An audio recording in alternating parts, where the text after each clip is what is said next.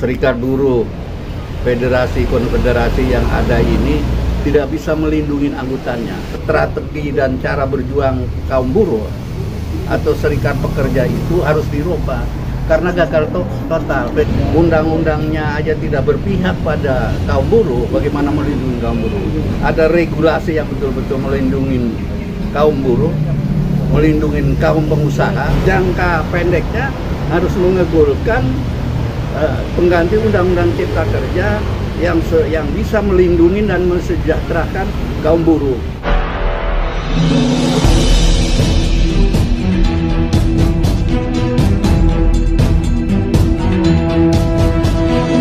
Saya Yani Muhammad, driver online Depok.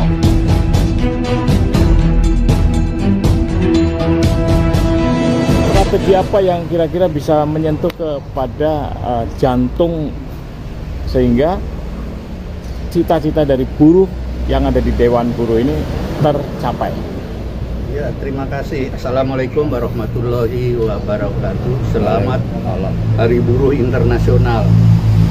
Jadi munculnya Dewan Buruh Nasional ini berpikir bahwa setelah reformasi itu jumlah serikat buruh, konfederasi, federasi itu banyak sekali.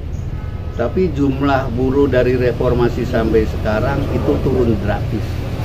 Di PHK tanpa ada perlindungan, terakhir adalah PT Sritek bangkrut 12.000 sampai sekarang terlantar.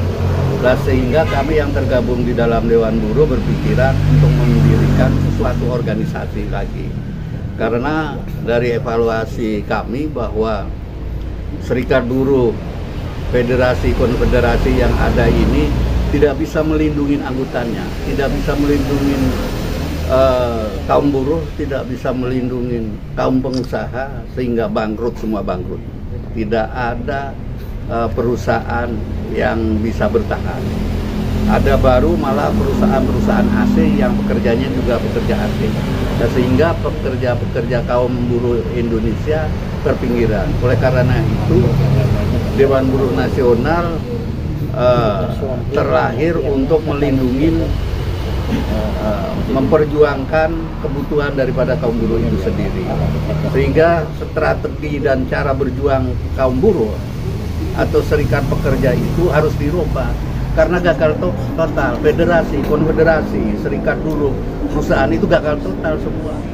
Begitu ada PHK nggak bisa apa-apa. Di samping itu regulasi yang ada, undang-undang yang ada itu juga tidak jelas. Sehingga Dewan Buruh dengan putusan MK tentang Judicial Review Undang-Undang Cipta Kerja nomor 168 tahun 2003, kita akan kawal. Karena DPR dan pemerintah dikasih tugas selama 2 tahun harus sudah lahir undang-undang baru pengganti Undang-Undang Cipta Kerja. Nah, Dewan Buruh akan mengawal ke sana. Karena kalau undang-undangnya aja tidak berpihak pada kaum buruh, bagaimana melindungi kaum buruh? Sehingga perjuangan Dewan Buruh Nasional pertama adalah mengawal undang-undang yang pengganti Undang-Undang Cipta Kerja. Itu akan kita kawal sampai habis. Itu sehingga nanti terlahir undang-undang yang bagus. Nah, jadi evaluasi dari Dewan Buruh adalah serikat buruh yang ada, konfederasi itu gagal memperjuangkan dan mempertahankan pekerjaan. Itu yang menjadi evaluasi besar. Dari dalam rangka 1 Mei, Hari Kemenangan Buruh, kita harus betul-betul menang. Bukan hanya bicara buruh sejahtera, tapi bagaimana pengusaha bisa bertahan, berusaha. Kalau buruhnya menang, perusahaannya bangkrut, itu juga percuma juga. Sehingga kita akan menjadi barat, ada regulasi yang betul-betul melindungi kaum buruh, melindungi kaum pengusaha. Kaum pengusaha juga harus dilindungi oleh buruh. Itu bukan kita artinya berlawanan, ada kepentingan masing-masing. Jadi dalam rangka 1 Mei 2025 telah lahir Dewan Buruh Nasional Indonesia yang akan melindungi kaum buruh, mempertahankan usaha bagi pengusaha supaya kaum buruhnya bisa bekerja, mengawal undang-undang Cipta Kerja yang akan diganti dengan putusan MK 168 tahun 2003 itu konsentrasi utama. Jadi yang bisa saya sampaikan, selamat Hari Buruh Internasional 1 Mei 2025, kaum buruh akan menang, bukan hanya slogan menang, tidak hanya slogan sejahtera, tapi menang dalam berpikir, menang dalam berusaha, menang dalam menata negara. Nah, kira-kira Pak Cipto itu yakin nggak atau bagaimana cara menghadapi mereka yang sudah dalam zona nyaman itu?